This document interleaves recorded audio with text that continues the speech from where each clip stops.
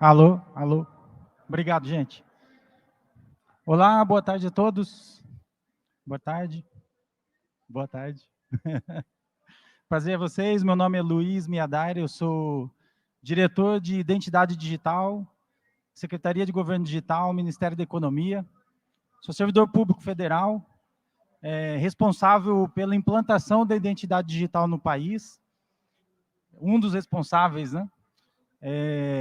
Meu departamento, basicamente, implementa as tecnologias, plataformas, e algumas delas eu trago aqui para vocês hoje, e vou falar brevemente, aí os 20 minutos que eu tenho, sobre os planos, sobre o que nós já temos entregue para o cidadão brasileiro. Muito provavelmente, quase todos vocês já devem ter interagido com alguma das nossas plataformas, se interagiram com algum serviço público federal nos últimos 2 anos. Bom, como vamos falar de identidade digital, é importante a gente fazer uma breve introdução sobre a identificação civil, né? Então, todo mundo aqui, quando nasce, né, passa por um primeiro processo de identificação civil, que é sua certidão de nascimento. Ali você faz um registro, enquanto bebê ainda, não é? E, entre parênteses aqui, por sinal, agora você já sai, inclusive, com o CPF. Então, os bebês recém-nascidos, a partir de uns anos para cá, já saem com o CPF, inclusive. Não precisa mais tirar CPF depois. E para que serve a identificação civil? O que é esse processo? É o processo em que você coleta os dados de uma determinada pessoa com o objetivo de individualizá-la na sociedade. E que dados são esses?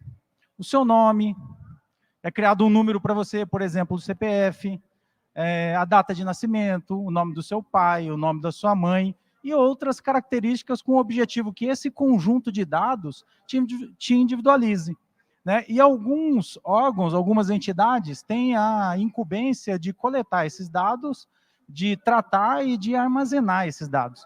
E ao longo da sua vida, como eu disse aqui, o primeiro registro civil, logo quando você nasce, ao longo da sua vida, vocês vão passando por uma série de registros, né, de processos de cadastros civis como este, né, e muitos dos quais vocês já passaram, provavelmente, vocês jovens, vocês um pouquinho, né, de mais idade como eu, já passamos por vários, né, desses processos. Então, provavelmente o próximo da certidão de nascimento, o próximo é o RG.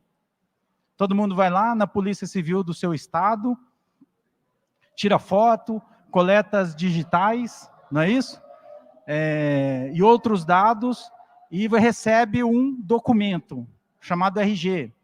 E assim, ao longo da sua vida, no Brasil, a gente tem várias credenciais como essa. O passaporte também é considerado uma identidade civil. A carteira de trabalho, até pouco tempo atrás, era uma identidade civil. Se você se tornar um engenheiro, um médico, aquele documento da entidade de classe, CRM, CREA, também são considerados identidades civis. Então, no Brasil, a gente acaba tendo aquela profusão de documentos de identidade. Então, resumindo, a identificação civil, ela serve para coletar seus dados de maneira a te individualizar e, a partir daí, de estabelecer uma credencial, que normalmente nós chamamos de um documento de identidade. Todos esses que eu citei aqui têm, embora sejam alguns emitidos no contexto do estado em que você mora, Distrito Federal ou algum estado da federação, servem em território nacional para você se identificar perante um balcão de serviços públicos, por exemplo, ou também num prédio privado, né? As pessoas te perguntam, quem é você? Você precisa apresentar esse documento com foto. Então, é disso que a gente está falando. Agora, como que esse processo do mundo físico, que todos nós estamos acostumados, pode ser reproduzido no mundo digital? Percebam? Então, qual é o processo do mundo físico? Você se apresenta com o seu documento num determinado balcão, apresenta o seu documento e você está lá de corpo presente, a pessoa do outro lado olha para o seu documento, um documento com foto normalmente, olha para você e ela determina, né? Ela faz uma autenticação, você é você mesmo, é você que está aí presente, é o que está no documento, e a partir daí ela começa o atendimento ou deixa você entrar. E como vamos fazer isso no mundo digital, de maneira segura, uma vez que você está por trás agora de um balcão digital, muitas vezes interagindo com um sistema informatizado. Você não está mais interagindo com uma pessoa, não tem mais aquela figura do cara crachá feito por um humano. Isso passa a ser feito por máquinas, por computadores. Então, esse é o primeiro desafio, né? O que é uma identidade digital? Ela tem que ter as mesmas funções, passar pelos mesmos processos de identificação civil, que eu falei para vocês na primeira slide, e permitir que você se identifique também, porém, nas transações com o mundo real, porém digitais. Certo? Então, o que nós podemos colocar como características de uma identidade digital? Primeiro, que ela deve ser unívoca, ela deve ser única, né? Então, assim como as físicas também. Assim como as físicas também. Então, o seu RG, com o seu conjunto de dados, mais sua foto, mais as suas digitais, que normalmente é o que é coletado, deve ser único na base de dados. Acontece que nós temos alguns problemas no processo de identificação civil no país, no qual você, né, qualquer um de vocês, consegue ter 27 documentos de identidade, um em cada unidade da federação do país. E, possivelmente, você consegue mudar algum dado biográfico em algum desses estados e, portanto, ter uma identidade diferente em cada um dos estados. Então, o nosso processo de identificação civil no Brasil, infelizmente, ainda é muito falho. Agora, a gente não pode transportar este problema, essa mesma fragilidade e vulnerabilidade, para o mundo digital. Então, a primeira coisa que nós temos que fazer é garantir a unicidade desse registro. Que o João é o João e ele é único naquela base, que a Maria é única, que a Carla é única, eu, Luiz, sou o único naquela base de dados. E, portanto, ela tem que ser segura. Ela tem que oferecer segurança para o cidadão, uma vez que você agora não tem mais a posse física do seu documento. Todo mundo sabe o que acontece quando você perde o seu documento físico, né?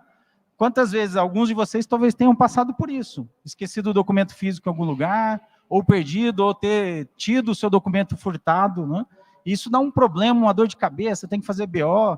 Se o seu documento cai na mão de algum, né, fraudador, você está em risco dessa pessoa abrir uma conta corrente para você em seu nome. De novo, no mundo digital, essas preocupações também são válidas, né? Da mesma forma, você pode ter a sua identidade digital roubada ou fraudada, né? E pior ainda, se não tiver segurança, isso pode ser feito em massa. Certo? Quem já não ouviu falar aqui dos vazamentos de dados, dos milhões de registros que muitas vezes são vazados, das senhas aí dos sistemas que a gente usa, né? Vazou senha da rede social X, da rede social Y, mais milhões e milhões, né? Ali não chega a ser uma identificação civil, mas é um usuário e senha que dá para fazer muita coisa com ela. Agora imagina uma identidade digital que você pode pedir um benefício social, que você pode pagar um imposto, que você tem acesso aos seus dados fiscais, por exemplo. A coisa torna-se um pouco mais crítica. E como que a gente garante essas duas coisas? Né? Unicidade e segurança na identificação civil digital, a partir da biometria. Tá? Não há como garantir individualização com dados biográficos. O que são dados biográficos? Seu nome, sua data de nascimento, sua filiação, a cidade onde você nasceu. Por quê? Porque as pessoas, tá, naturalmente podem ter o mesmo nome, podem nascer no mesmo dia, inclusive ter nome de pais iguais. E é muito mais fácil fraudar esse tipo de dado. Então, é impossível garantir a unicidade somente com esses dados. Agora, com a biometria, você carrega junto no seu corpo, então não é possível mudar. Muitas delas até mudam ao longo do tempo, mas você consegue fazer o acompanhamento disso, e o conjunto de dados biométricos raramente serão iguais entre uma pessoa e outra. Eu estou falando aqui das digitais, eu estou falando aqui das suas características de face, eu estou falando aqui da sua voz, estou falando aqui da sua íris. Tudo isso são características biométricas do seu corpo, tá? Atributos que você dificilmente consegue mudar e, portanto, o conjunto dessas características, com esse conjunto de características, a gente consegue torná-la única na base de dados. A partir daí, nós garantimos que aquele registro, aquela pessoa é única naquela base de dados. Tá? Um disclaimer aí, né? Só um parênteses. Identidade digital não é documento digitalizado. Há uma grande confusão nisso, e ainda mais agora com a profusão de carteirinhas para lá, né? Carteirinha digital disso, carteirinha digital daquilo, o próprio CNH, quem aqui já é motorista, consegue puxar a sua CNH digital com o aplicativo CDT, né? Aquilo é um documento digitalizado que você usa assim como físico, para você transacionar no dia a dia. Sua CNH, por exemplo, se você é parado numa blitz, você consegue apresentar o seu celular com um documento digitalizado e ele vai aceitar igual, tem a mesma validade do documento físico. Mas você não transaciona com aquilo no mundo digital. Então, não é uma identidade digital. Então, o primeiro parênteses que eu faço é isso, para que vocês já tirem isso de mente. Porque a identidade digital segura é importante. Então, o primeiro ponto é que ela dá acesso, ou ela deve dar acesso, a serviços públicos digitais. Nos dias de hoje, ainda mais os jovens aqui, né? É inconcebível você ter um atendimento de 8 horas por dia somente, correto?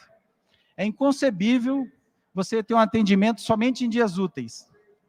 É inconcebível você se deslocar com o seu carro, fazer seu pai te levar, ou você pagar uma passagem de transporte público e perder 4 horas numa fila para ser atendido, para buscar uma certidão, um documento, ou fazer um pedido de um benefício, né? Ou fazer inscrição para o FIES, vocês aí estão na idade. Imagina se inscrever no Enem e você ter que pegar uma fila onde 5 milhões de jovens precisam se inscrever. Ou imagina você se inscrever com o SISU que não fosse pelo digital. Vocês já pensaram como seria isso? Praticamente impossível, né? Praticamente impossível. Então, na geração de vocês e até a minha, eu tenho certeza que todos nós aqui não compraria um serviço privado se ele não for digital. Então, com o público, ele deve ser igual. O serviço não digital, público, serão aqueles serviços que não são digitalizáveis, como, por exemplo, um atendimento médico, uma vistoria de um carro, uma perícia. Mas não tem jeito. O restante, tudo pode ser digital, 99% deles.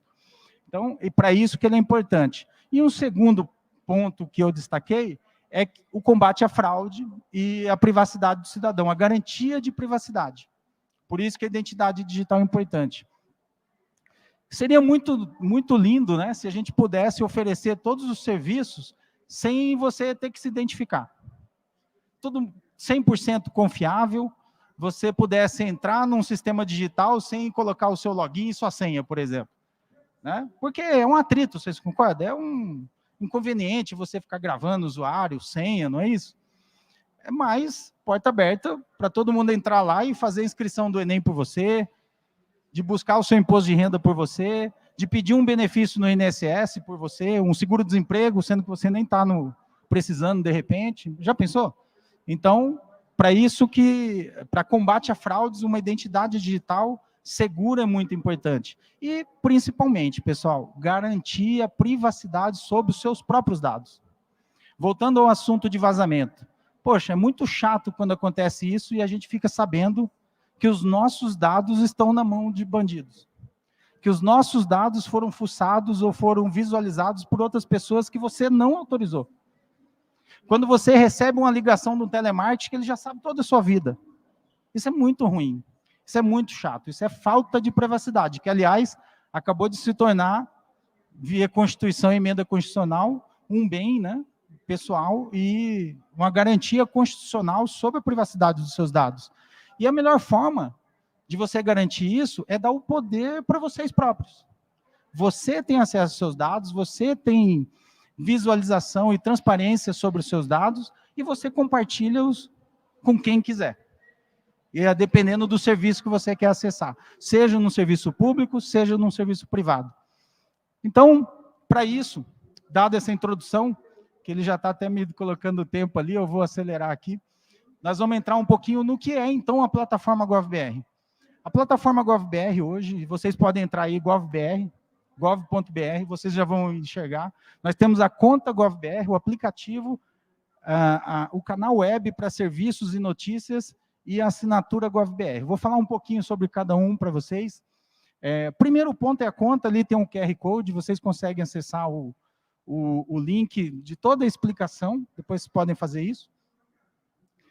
Quem aqui já fez Enem já teve que fazer uma conta digital, né? Já teve que fazer uma conta GovBR. Hoje, ela serve para mais de 3.500 serviços públicos federais, estaduais e municipais.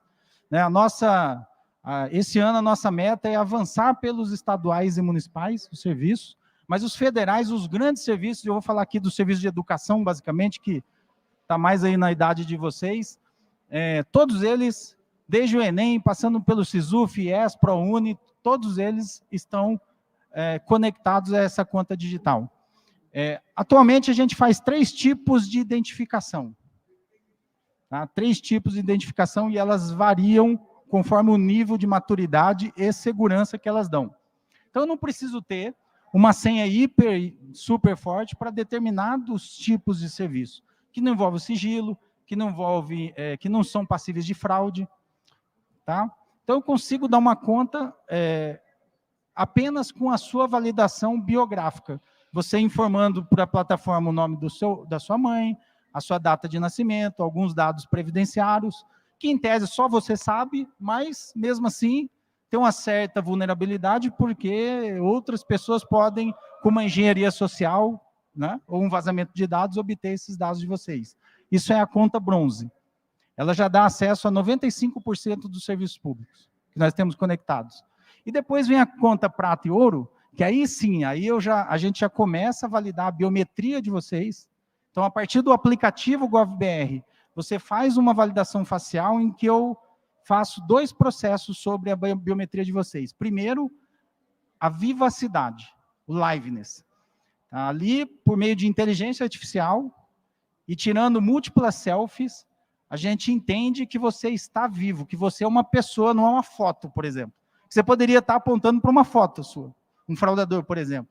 Então, ali a gente descobre e consegue diferenciar se é uma foto de uma foto ou se é uma pessoa viva. A isso a gente chama de liveness, essa pessoa está viva. Quando a gente determina que ela está viva, agora a gente vai determinar se ela é ela mesma. Então, a partir das suas características de face, a gente faz um batimento biométrico em bases do governo, que você coletou, ou no processo eleitoral, ou no processo do RG, ou no processo quando você virou motorista, se vocês forem motoristas, e bate com o registro que está lá, que foi conferido um dia, que foi individualizado, que foi verificado na base se há algum outro, como você, que tentou te fraudar, entendeu? Então, a gente garante que o registro é único. E aí eu determino a identidade, que aquela foto que você está mandando pertence àquele CPF. Assim, essa pessoa é mesmo quem ela diz ser.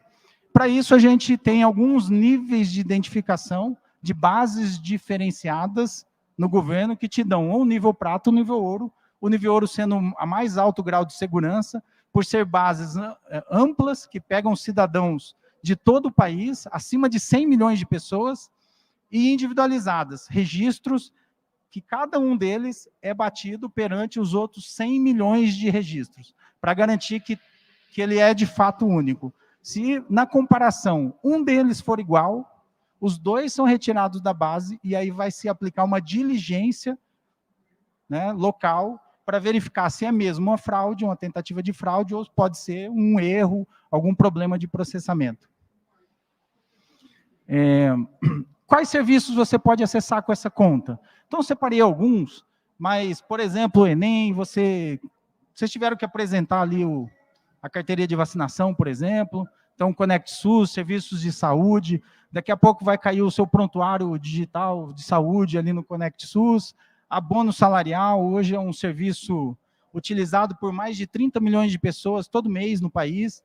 É com essa conta que você consegue simular sua aposentadoria, pedir aposentadoria, auxílio maternidade, mais de 80 serviços do meu INSS podem ser realizados com essa conta. E o mais recente, ficou inclusive mais famoso este mês, foi o Valores a Receber do Banco Central. Provavelmente os pais de vocês, os tios, os avós, foram correndo lá para ver se tem dinheiro na conta esquecido algum dia, né? Vocês viram aquela história da senhorinha, né, que vou comprar um carro, aí tinha alguns centavos, mas tem gente que tem R$100, R$500, acontece.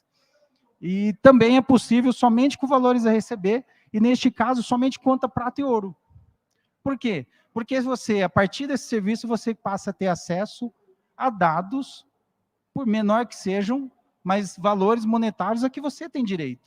E isso significa privacidade. Nós não temos segurança de fornecer esse dado com uma conta bronze, somente com uma conta prata ou ouro, com validação biométrica. Perceberam? Uma coisa muito legal também é a assinatura. A assinatura, até um ano atrás, a única assinatura digital possível era uma assinatura cara, que você tinha que adquirir, e na época devia custar uns R$100, R$150 por ano. Ou seja, completamente fora, né, ou viável para os padrões brasileiros, concorda? Tanto é que até o advento da assinatura avançada, que é essa aqui que eu estou mostrando para vocês, nós tínhamos 6 ou 7 milhões de brasileiros em 220 milhões de pessoas que possuíam acesso à assinatura. Então, invariavelmente, todo serviço público, cuja uma das etapas é a assinatura de um documento, ela tinha que ser física. Você tinha que assinar o documento, ir para um cartório, fazer o reconhecimento de firma e voltar para o órgão público. Né? Ou até mesmo fazer o upload no computador e mandar esse documento. Ou seja, nunca um serviço seria completamente digital. Até a gente criar a assinatura eletrônica avançada, com previsão legal, baseado na Lei 14.063, hoje, com o aplicativo, uma conta prata e ouro, você vai conseguir, inclusive, transferir o seu veículo, vender o seu veículo para essa outra pessoa aqui, sem passar num cartório.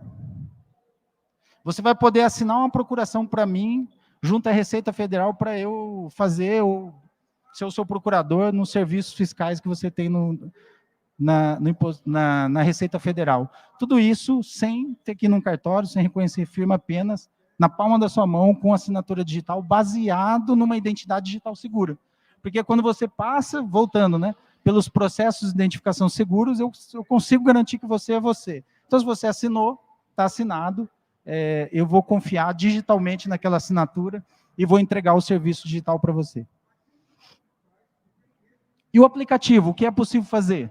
Uma revolução que nós fizemos aqui para os beneficiários e pensionistas do INSS, mas também a gente já está avançando aí por quase uma dezena de outros regimes previdenciários pelo país, estaduais, de Forças Armadas e tudo mais, é a prova de vida. Então, esse processo que eu falei aqui de biometria, ele é a garantia que você está vivo. Então, todo beneficiário, e aí vocês podem ter o pai ou os avós de vocês, algum tio, todo ano ele tem que comparecer a uma agência bancária para provar que está vivo. A partir desse aplicativo, ele faz o processo de biometria selfie e pronto, ele fica livre disso. Inclusive, com a ajuda de um neto, por exemplo, pode apontar a câmera para o seu avô e fazer junto a ele, ajudar, porque normalmente os idosos têm um pouco mais de dificuldade, né, com os aparelhos e tal, mas evita aquele idoso ou idosa de ter que se deslocar a uma agência do INSS ou mesmo a um banco. Né? Aumentar o nível da conta, gestão de dados pessoais, carregar os seus documentos pessoais, aí vem um documento digitalizado, lembra? Então, a partir do aplicativo já é possível você carregar a sua CNH, o seu CPF, alguns documentos como identidades militares a gente está carregando, e o próximo vai ser o RG.